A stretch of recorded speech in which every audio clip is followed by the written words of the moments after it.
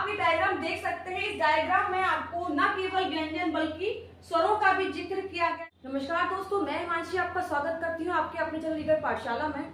तो आज हम पढ़ेंगे वर्णमाला। अगर आप कर रहे हैं किसी भी कॉम्पिटिटिव एग्जाम की तैयारी, चाहे वो यूपी पुलिस हो या लेखपाल, वर्णमाला एक बहुत ही महत्वपूर्ण टॉपिक हो जाता है। चलिए शुरू करते हैं।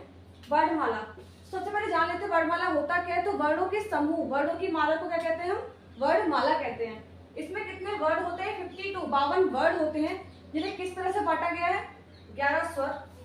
कहीं 13 स्वर बताए गए, लेकिन 11 स्वर होते हैं। जो 2 बताए गए हैं एक्स्ट्रा, वो होते हैं अनुस्वार और विसर्ग, जिन्हें हम कहते हैं अयोगवार। उनको मिला के 13 होते हैं। वैसे अगर नॉर्मली पूछा जाएगा तो आप क्या कहेंगे? 11 स्वर होते हैं, 4 अंतस्थ व्यंजन, 4 संयुक्त व्यंजन, 1 अनुस्वार, 25 स्पर्श व्यंजन, 4 ऊष्म व्यंजन, 2 द्विगुण व्यंजन, 1 विसर्ग है। तो ये मिलके बनते हैं 52 वर्ड। बात करते हैं अगले क्वेश्चन की। तो भाषा की सबसे छोटी इकाई को क्या कहते हैं? तो उसको बोलते हैं हम ध्वनि। भाषा की सबसे छोटी इकाई क्या कहलाती है? ध्वनि कहलाती है। वर्णों के प्रकार की बात करें तो उसको 2 भागों में बांटा गया है, स्वर और व्यंजन में। सबसे पहले हम बात करेंगे स्वरों की। स्वर की बात करें तो जो वर्ड स्वतंत्र रूप से बोले जाते हैं, अर्थात बिना किसी सहायता से बोले जाते हैं, वह स्वर कहलाते हैं। बात करते हैं स्वर को कितने पार्ट्स में डिवाइड किया गया उच्चारण के आधार पर। तो ह्रस्व स्वर, दीर्घ स्वर, प्लुत स्वर, 3 पार्ट में डिवाइड किया गया है। ह्रस्व स्वर की बात करें तो इसको बोलने में, उच्चारण में कम समय लगता है। दीर्घ स्वर में ह्रस्व से दुगना समय लगता है। प्लुत स्वर में ह्रस्व से 3 गुना समय लगता है। इसकी वर्णों की बात करें तो अ, ई और उ 3 वर्ड आते हैं। छोटा अ, छोटी ई, छोटा उ, ये ह्रस्व स्वर में आते हैं। इन स्वरों को प्राकृतिक स्वर भी कहते हैं। बात करते हैं दीर्घ स्वर की। तो आ, ई, उ, ए, आई, ओ, औ, ये स्वर आते हैं दीर्घ स्वर में। इन ए, आई, ओ, औ, इन चारों स्वरों को संयुक्त स्वर भी कहते हैं। बात करते हैं प्लुत स्वर की। तो ह्रस्व से 3 गुना समय, ओम, राम, जो पहला वर्ड है वो खींच रहा है, वो लंबा जा रहा है, तो उसको बोलते हैं प्लुत स्वर, ओम, राम। चलिए बात कर लेते हैं व्यंजनों। व्यंजन जो है वो स्वरों की सहायता से बोले जाते हैं। बात करते हैं सबसे पहले स्पर्श व्यंजनों की। स्पर्श व्यंजनों में 5 वर्गों में बांटा गया है इनको। का वर्ग, चा वर्ग, टा वर्ग, ता वर्ग और पा वर्ग। दैट मीन्स वर्ग के पहले अक्षर से इन्होंने वर्ग का नाम रखा है। क, च, ट, त, प। शॉर्ट ट्रिक में इसको याद कर सकते हैं। क वर्ग, च वर्ग, ता वर्ग, ता वर्ग और पा वर्ग। कभी कभी पूछा भी जाता है कि क वर्ग के वर्ड कौन कौन से हैं, च वर्ग के कौन कौन से, तो आपको याद करना बहुत जरूरी हो जाता है। इसलिए तो क वर्ग में आता है क, ख, ग, घ, ङ। इसका उच्चारण स्थान क्या है? कंठ। दैट मीन्स ये कंठ से बोले जाते हैं, इसलिए इनको कंठ भी कहते हैं।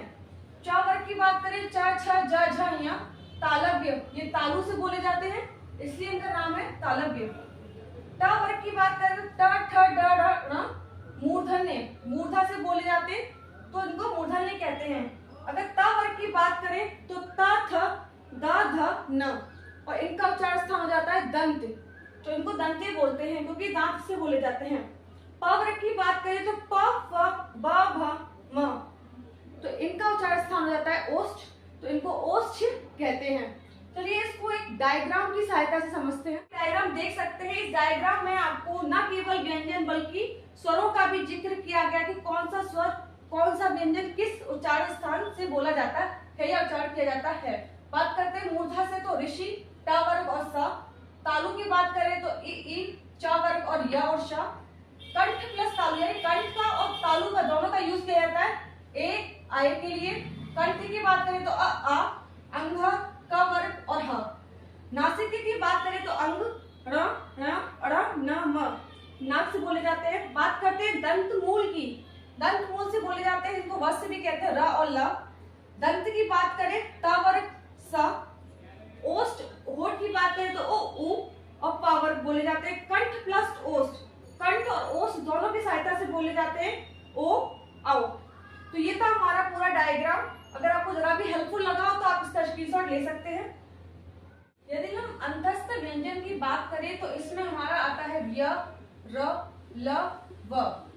य, र, ल, व, ये 4 वर्ड इसमें आते हैं अंतस्थ व्यंजन में। अंतस्थ व्यंजन का जब हम उच्चारण करते हैं तो ये वर्ड जब हम उच्चारण करेंगे तो हम देखेंगे कहीं भी रुक नहीं रहा है, कहीं भी अटक नहीं रहा है। य, र, ल, व, ये किसी को भी टच नहीं कर रहा है। कंठ, तालु, मूर्धा किसी को भी टच नहीं करता है, ये डायरेक्ट मुंह से बाहर निकलता है, तो उसको हम बोलते हैं अंतस्थ व्यंजन।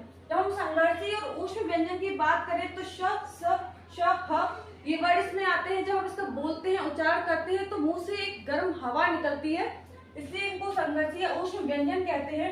बात करते हैं संयुक्त व्यंजन की, तो संयुक्त व्यंजन दैट मीन्स दो व्यंजनों से मिलकर बना हुआ, तो जिसमें हमारे आते हैं छ, त्र, ज्ञ और श्र। छ का निर्माण होता है क और श से मिलके, त्र का होता है क और र से मिलके, ज्ञ का होता है ज और य से मिलके, और श्र का होता है श और र से मिलके। तो ये थे हमारे स्वर और व्यंजनों से संबंधित कुछ बेसिक क्वेश्चंस। अगली वीडियो में हम कवर करेंगे, इसका विस्तृत अध्ययन करेंगे और एग्जाम से रिलेटेड कुछ मोस्ट इंपोर्टेंट क्वेश्चंस को डिस्कस करेंगे। अगर आपको वीडियो अच्छी लगी तो लाइक शेयर सब्सक्राइब कीजिए। मिलते हैं नेक्स्ट वीडियो में। Thank you.